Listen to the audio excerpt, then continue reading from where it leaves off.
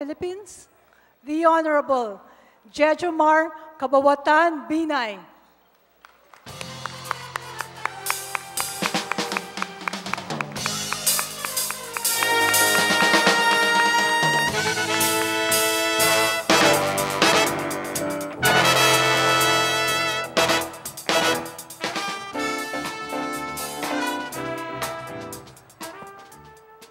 Kulang po kayo,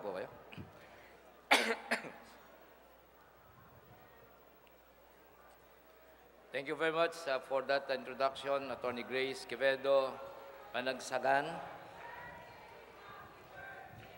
Imbitado ko rin ho kayo sa kabila. Thank you. Mr. Alfredo Pascual, President, University of the Philippines. Honorable Franklin Rilon, Senator. Honorable Edgar Angara, Senator and Chairman, Grand Centennial Commission. Honorable Antonio Carpio, Senior Associate Justice of the Supreme Court. Honorable Hilario Davido Jr., former Supreme Court Chief Justice. Dean Danilo Concepcion, UP College of Law. Attorney Felipe Gozon, CEO and Chairman of GMA7. UP Law alumni, fellow workers in government, distinguished guests, ladies and gentlemen, magandang gabi po sa inyong lahat. This is a very special day for me. For today marks the day the good Lord and my parents, Diego Medrano Binay and Lourdes Kaatan Kabawatan, gave me life and therefore an opportunity to be of service to our country and people.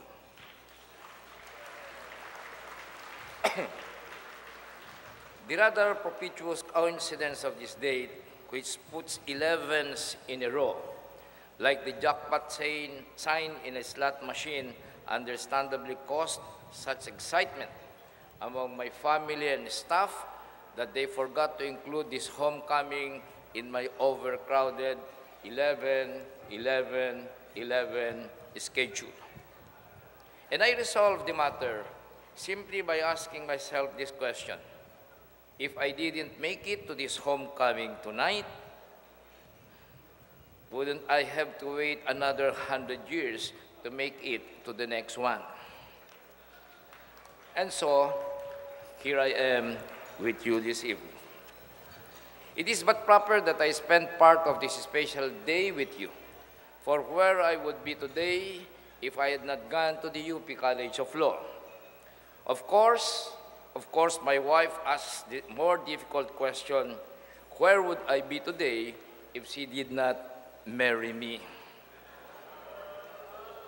Ay mo, totoo yun. As our college happens to be much older than all of us here, I have to honor its birthday more than my own. There's no question of which one takes precedence. For this centennial anniversary, allow us, its alumni, to take a measure of what this college has done for the country, what the nation owes this college, what each one of us owes to the UP College of Law, especially those who have been called to serve. But in looking at the last 100 years, the first question we should probably ask is: how has the college fared in its public business as a law school? Those who enter the hallowed grounds of Malcolm Hall are welcomed by the words of Justice Oliver Wendell Holmes Jr., which says, "The business of a law school is not sufficiently described when you merely say that it is to teach law or make lawyers. It is to teach law in the grand manner and to make great lawyers." Now, how has our college fared in that mission in the last 100 years? One ready answer is that the college has produced at least 4 presidents, 4 vice presidents.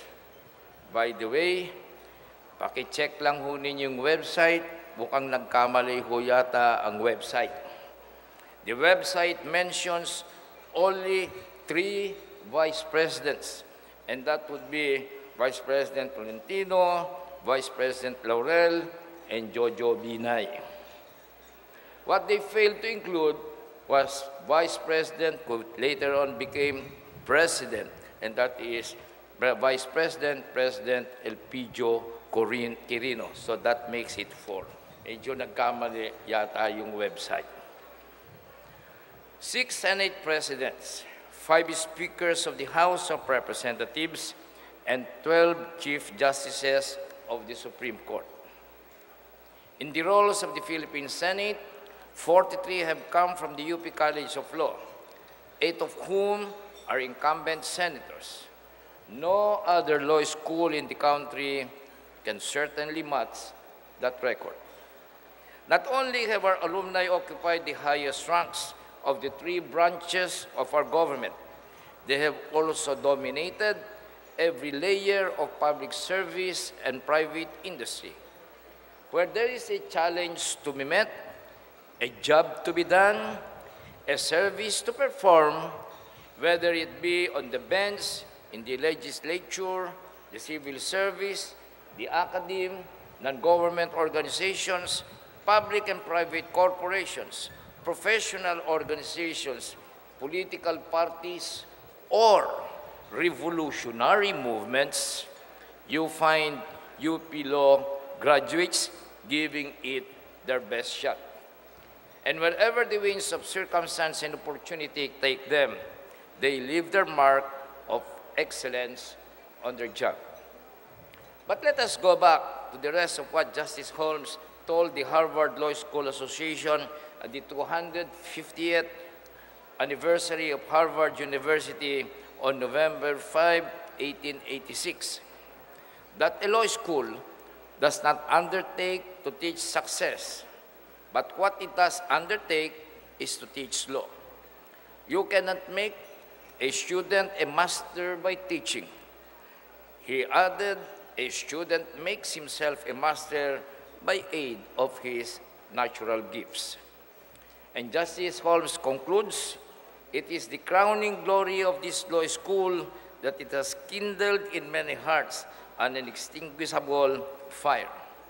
And therefore, according to that dictum, a great law school sets lawyers' hearts on fire, not just any fire, but an inextinguishable fire, an unquenchable fire. You become a kind of eternal torch for law and justice. And what Justice Holmes said of his law school then, we should be able to say of our College of Law without any false conceit after 100 years. And with his tacit consent, we should be able to adopt his words as our own and offer our individual testimonies to the indistinguishable fire which our College of Law has kindled in our hearts. Let me offer you my own. I've been always an underdog. I began as an underdog and came to the University of the Philippines as an underdog. Born in the most modest and humble circumstance, I was orphaned at an early age. But for the kindness and generosity of an uncle, whose life was likewise simple, I would not have been able to make it through school. And in the face of adversity and deprivation, I resolved early in life to work hard, get a good education, and give every man his due. And when, as a wide-eyed law freshman, I finally set foot at the UP College of Law as a working student, I knew I had stayed the course and would have a fighting chance whatever the odds. I worked by day so I could study by night. Even small indulgences like having dinner out or drinks with law classmates, I had to minimize. Like all of you, I survived the Socratic recitations of our professors. Professor Ambion in criminal law, Professor Estelito Mendoza in civil law, and Professor Troadjo Quezon in political law. I survived the trauma of reciting during Professor Mendoza's class, as well as the endless paper chase of case digesting, midterms, and finals.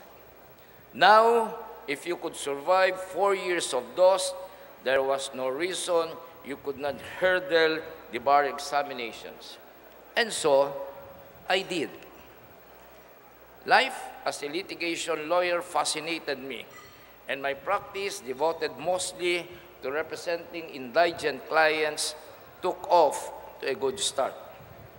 But the days of disquiet and dissent in the late 70s and early 80s called us to speak for freedom and human rights, not only in court, but first of all, in the vast public square where many of those freedoms and rights were being violated. I took up the cudgels for the oppressed and the marginalized and got involved in organizing Mabini, which stands for Movement of Attorneys for Brotherhood, Integrity, and Nationalism Incorporated. And when the revolutionary transition came, my public record caught the eye of our revolutionary president, Cory Aquino, and I was offered the post as officer in charge of the city of Makati.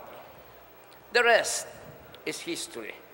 In the more than 20 years that I was mayor of the city of Makati, we succeeded in transforming the city from a backwater into the country's premier financial district.